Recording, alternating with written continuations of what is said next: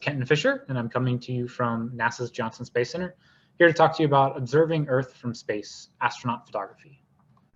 I'm just the lead of a group that has a lot of people on the team, so everything I'm talking to you about tonight, everything I'm going to show you, it's all put together, all a collaborative effort by our whole team of Earth scientists, geospatial information analysts, computer scientists, data scientists, all that work with astronaut photos of Earth. Like Stacy said, we're all part of the Earth Science Remote Sensing Group at JSC that I run, and our primary focus is operating the Crew Earth Observations Facility, or easily known as astronaut photography from the International Space Station. We host all of this photos and photography, I'll mention a number of times through the talk, on our website. Everything is publicly available for free. You can download the high resolution photos, all of the videos we make, everything at our website. I'll mention that again at the end so it's easier for folks to remember. We serve a number of roles for this project, primarily as part of the International Space Station program, or ISS program. That's what you can see on the far left there. There's the International Space Station orbiting Earth. And our primary goal or role within that program is training the astronauts on Earth science topics, training on them how to image for the surface of the Earth for research purposes, for disaster response purposes, and then also managing all of the data requests that we get and also all of the imagery that the astronauts collect. And that it's a lot of imagery. One of those things that we manage, like I said, are imagery requests, as I show in the middle. This is a program that offers freely available remote sensing data to the public, regardless of where you're located on Earth. If you are a researcher, if you are an educator, you can put in a request with a location, a type of image you need, and we will review it and put it on the target list if it's appropriate, and start sending you images as the astronauts collect them. So that's one of our roles. Another role is we collect images and manage images to support the USGS, or US Geological Survey, in their role in the International Disaster Charter Treaty, which is an international treaty to provide disaster response data to countries that need it in disasters. So we provide imagery of things like wildfires and flooding to countries that may not have their own resources to produce this sort of imagery data so they can best respond to those disasters. In addition, we do a number of research efforts on the imagery themselves, and also outreach, because that's a very important part of our project. We do things like weekly articles, as you see on the left there, about our images that show up on Earth Observatory's website. I'll mention that again at the end. We do things like machine learning lately and data science, where we start looking at ways that computers and algorithms can help us automatically interpret our imagery so that we can do better analysis. And we also do things like curate and manage this photo database, which stretches back almost 6 decades. As I just said, the history of astronaut photography does not end with the beginning of the ISS. It goes all the way back to the very first manned NASA missions, Gemini, Mercury, Apollo. Some of the core functions for research that the astronauts did on those missions were take photos out the window of the surface of the Earth. Our collection that we have on our website has every single one of those photos taken of Earth all the way back to the very first manned mission launched into space by NASA. And a number of our images now are primarily from the shuttle era, when we had many missions where they were doing observation science, and the International Space Station period, which has been continuously manned for over 2 decades. And as you can see, we've gotten about 3.5 million photos just during that period alone. A few photos that you may not realize are actually astronaut photos of Earth that you may have thought were satellite photos are some of the most famous photos of the last century. For example, the blue marble here was taken on Apollo 17 as the astronauts were on the way to the moon. They turned back, looked out the window, and took a photo of their home planet. This is one of the most recognizable photos of Earth ever produced. Or another famous photo you may recognize from Apollo 8, when astronauts took this photo known as Earthrise, as the Earth rose over the horizon of the moon as they were orbiting it. But those photos are still being collected today as part of the International Space Station. And so, as I said, we've been operating aboard the space station continuously since 2000, so over 20 years now. That has allowed the astronauts a lot of time to look out the windows and take photos of Earth. The ISS orbits almost 16 times a day, about 15 and a half, which means they actually see a sunrise and sunset every 90 minutes when looking out the window. And it allows them to cover a lot of the Earth's surface to take photos.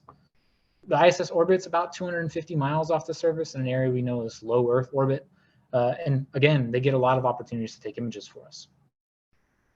There are a lot of satellites that are doing remote sensing, which is just a term for observing Earth's surface for science purposes. But a lot of these satellites operate in a different orbit than the International Space Station. Most of these satellites are in something called a polar sun-synchronous orbit, which means they try to get images of Earth at the same lighting conditions every day, say like at noon, so they can compare the images directly over time period. The ISS is actually in a sun asynchronous orbit, which means we cross over different parts of Earth at different illuminations. Therefore, we can take photos from everything at noon to dusk to midnight to allow us to get a wide range of types of images, which makes it a very complementary data set to these other remote sensing satellites. So how do the astronauts actually take these photos after we've trained them? Well, they look out the window just like any of us would when we're in a car, but they've got some really big cameras up there. If you can kind of see in that picture in the middle top, we've got a whole host of different lenses all the way up to these really big 1600 millimeter telephoto lenses that are similar to what you'd see a wildlife photographer trying to take a photo of a bird from 500 feet away. They use those big image lenses and cameras to take photos out of the windows for us.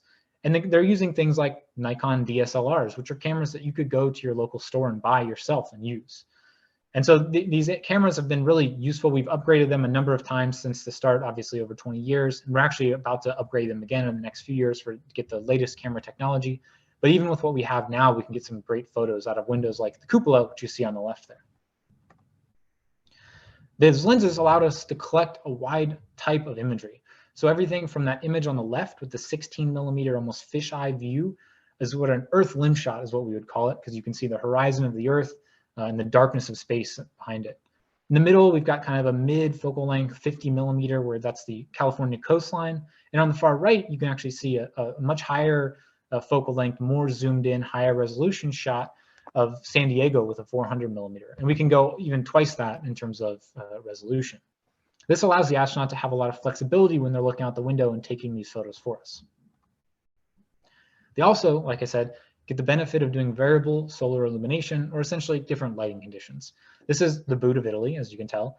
And these are all shots taken on different missions or different days with different illumination conditions. That image on the top left is probably early afternoon, noon.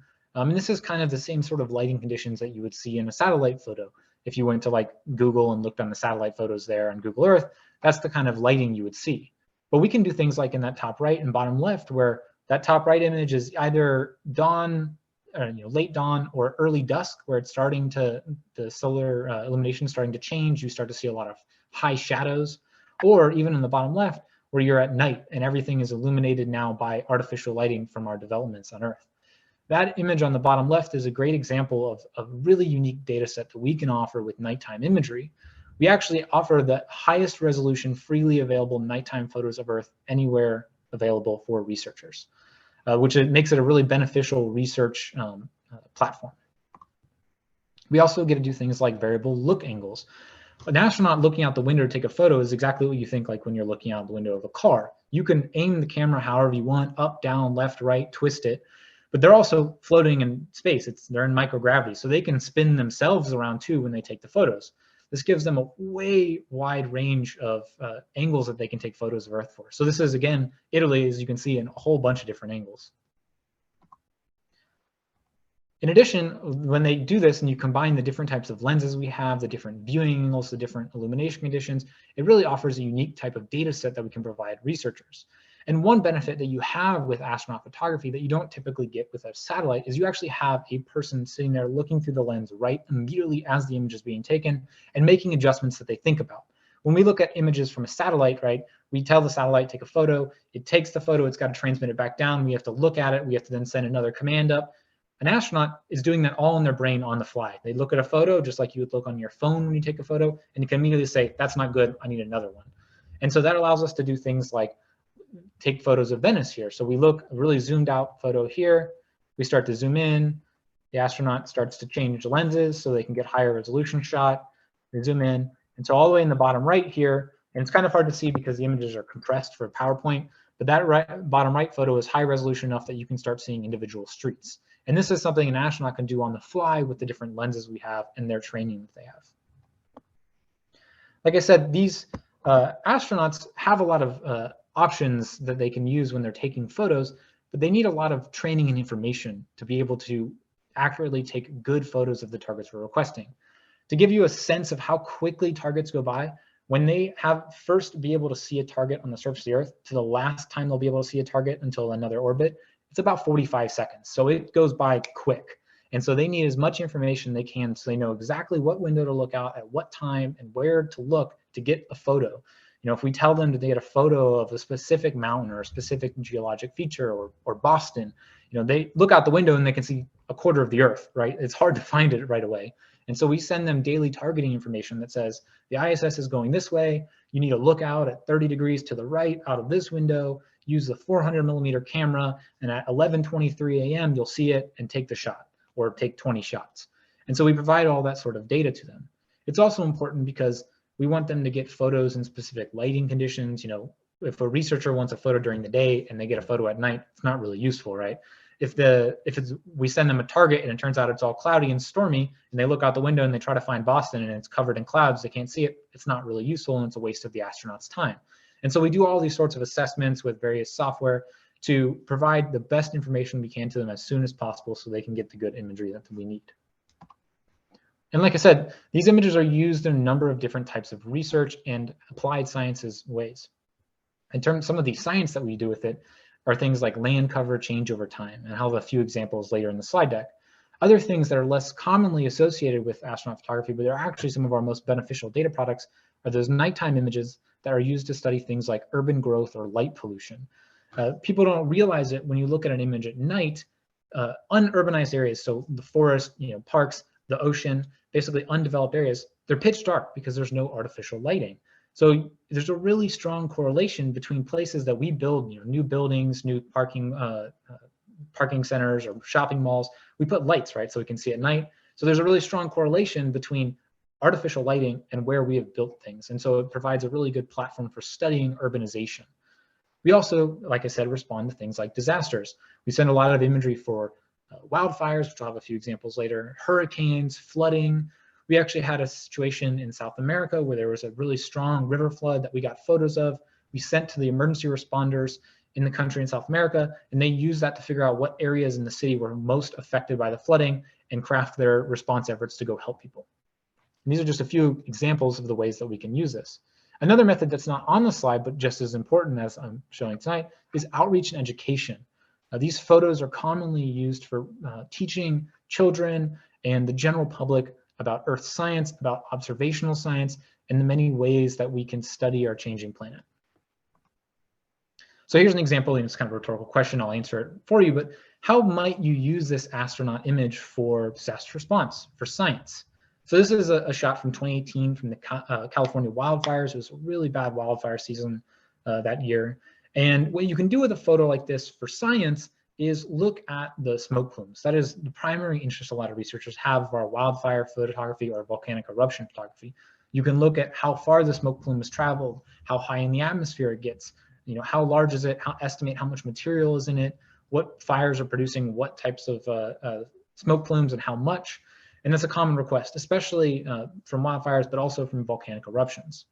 For disaster response, you can look at this after you do something called georectification and figure out where the fires are on the surface and help you plan your disaster response. You can see what parts on the day that this photo was taken were burning and what parts weren't, and compare that with other imagery data you have and data from the ground to make your assessment. So this is an example of a type of image that we would provide to disaster responders. And I mentioned that word georectification or georeferencing. And it's just a big word for saying we take the photo, we stretch it, we rotate it, we align it so that when you look on a map on a computer of Earth, that photo is lined up so everything is exactly where it's supposed to be. Remember how I told you an astronaut looks out the window and they can be rotated in any way, spinned around? Well, if I sent you a photo of Italy, for example, and the boot was upside down and you're trying to figure out where something is, it's really confusing. So what we do is we take that, we use some software, and we process it. And so you see a raw image on the left there, and on the right is after we georeferenced it, and it lines up now perfectly so you can say that fire is right here at this part of California. Another example of how we do imagery, but with a nighttime one, this is Turin, right? And these images are really important for studying things like light pollution and urbanization. As I said, you can see areas here that are dark and areas that are lit. Everywhere that is lit, we know is somewhere where humans are, or at least have built something, right? Obviously, there are areas in the dark where they can be, but in general, we put lights outside your house, out on the street.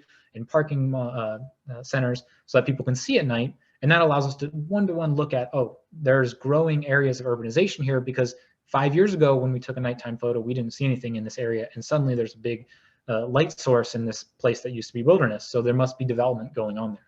We also have researchers that like to look at this to understand the effects of light pollution.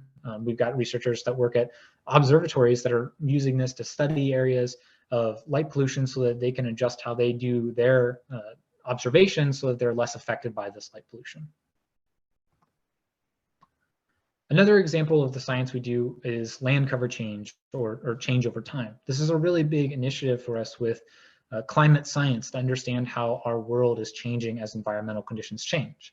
This is a long-term target we've had in Patagonia or for a glacier, and it might be a little hard to see on the image, I'm sorry, but that is an image on the top left from 2007. On the right is top right is 2016, and the bottom left is 2018. And if you look closely at the front edge of that glacier in 2007, and then you compare it to 2016, you can see it's retreated significantly. It's probably a couple thousand feet. There's a little peninsula that sticks out you can kind of use to line up. The glacier was all the way out to that peninsula, I guess 15 years ago. And 3 years ago, it's already retreated significantly. And so this is another way that you can monitor change in the climate and in our different environments using astronaut photography. Here's one of the most stunning examples of it. And actually, there's kind of a good story out of this one. In 2001, we started taking photos of the Toshka lakes in Egypt. And these are really important lakes for agricultural. They use these for irrigation to grow crops that are necessary to serve the Egyptian population. In 2001, in the top left, you see on the fourth ISS increment, so really early in the ISS days, you could see the water reservoirs were quite full in the Toshka lakes. And these are large, this is hundreds of square miles. And as you go through the years, all the way into that middle picture on the top, on the right, 2015, you can see a massive loss of water. Everything was drying out significantly due to decade-long drought that was occurring in Egypt. And this is really bad because, like I said, this serves a huge portion of the population of Egypt for providing food from water being used from these Toshka lakes. Well, actually, we have good news out of this, which is last year we just got an image of this area, and you can suddenly see the reservoirs are significantly filled again. And this is because they had a few wet years that helped replenish these reservoirs. But this is an example of the types of observations of land cover change you can do with astronaut photography. So I want to wrap up here with a few slides about some of the freely available resources. Like I said, all of our images are available to the public. You can access them at the Gateway to Astronaut Photography of Earth, or GAPE. The website link is there. It's eol.jsc.nasa.gov. But if you just search photography or astronaut photography of Earth in Google or elsewhere, or just astronaut photography, it's the top hit and you'll find it. And on there, we have, like I said, over 4 million photos, but that's a little intimidating to search through. So I recommend going into our collections, and you can see all the collections of beautiful photos we have from volcanoes and islands and disaster response imagery and images that we've written articles about. They're all available there, and you can look through the images. You can download them for whatever reason you want. You can also, if you're a researcher, you can make new requests on our website, or you can learn about the types of training we give the crew or other types of studies that have used our imagery. And so I recommend checking this out. It's a quite nice website to look at. We also partner with the NASA Earth Observatory out of Goddard and provide a weekly article about using one of our images and about the contents in the image. And so here's an example of a couple of our different images. We've been doing this over a decade now with weekly articles that come out on Sundays. And what we do is we find an image that was recently taken that's beautiful of Earth, and we write about a page article about the science in it, the geology you can see, the people you can see in it, whether it's fishing villages in the South Pacific or development or bridges. We talk about everything that you can see in the photo. Give a little bit of interesting history, a little bit of interesting geography, a little science, so you can kind of learn about our planet. And I recommend just checking out NASA's Earth Observatory anyway, because they partner with a lot of other NASA Earth observing satellites or programs to write articles every single day. So it's not just our stuff on there. There's a lot of great information on that website. And I wanted to close with a video of a time lapse. Oh, sorry, I mute this sound. This is another example of the data products that you can produce and the beautiful imagery that we can get from the ISS. This is what was known as a time lapse, which is just a sequence of photos from a camera that's just fixed at one of the windows over a long period of time. And so this is passing over, there's Florida, and you can see the east coast of America at night. Those flashes are lightning out over the Atlantic, and you can see the nice Earth glow of the atmosphere. And this is a really good video, I think, to talk about one of the benefits that we try to push with our astronaut photography. And that is kind of giving the public a taste of what is commonly referred to by astronauts as the overview effect. And that is the effect of looking at the planet that we live on from a much further perspective, where you don't see things like borders, right? When you look over Europe, you can't see the lines of countries. You just see Earth. You just see Europe. And you realize, you get this sense of, wow, we're all humans. We're all in this together. We should work together on this planet. We should research together this planet. We should protect this planet because this is where we live. And this is a great sense that you get from our photos, and something that the astronauts commonly tell us when they get back from a mission and we're debriefing with them. Their favorite thing to do up there was taking photos out of the window at Earth because of this feeling they get when they're looking at Earth. And so I'm just going to let this video roll for a second, and then I'm willing to take any questions you have. And I hope you've enjoyed this talk. And you can see there, if you look really closely in the top middle, an astronaut looking out of the cupola taking photos with a camera. So you can get an example of what it looks like when they're taking photos out one of our windows.